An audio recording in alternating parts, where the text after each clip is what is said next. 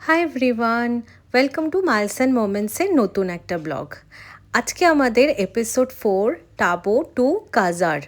So সকালটা শুরুই হলো আমাদের টাবোর এই শান্ত পরিবেশের অপার সৌন্দর্য দিয়ে। দেখতেই পাচ্ছেন আমাদের এটাই হলো হোটেল ভিউ। এরপর আমাদের দিনের প্রথম গন্তব্য ছিল টাবো মনাস্ট্রি। হাজার বছরের প্রাচীন এই মনাস্ট্রি যেন ইতিহাস বয়ে নিয়ে চলছে।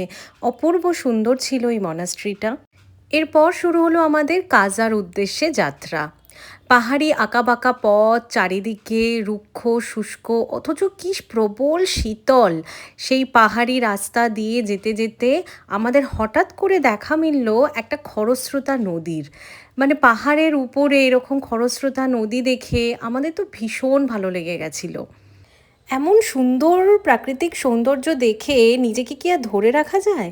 তাই কিছুক্ষণ আমরা ওখানে বসেছিলাম। এরপর আমরা রওনা দিলাম ইতিহাস প্রাচীন ধনকার মনাস্ট্রির উদ্দেশ্যে। একসময় এটাই ছিল স্পিতি রাজধানী। এখান থেকে পুরো স্পিতি ভ্যালির একটা প্যানারোমিক ভিউ দেখতে পাওয়া যায়।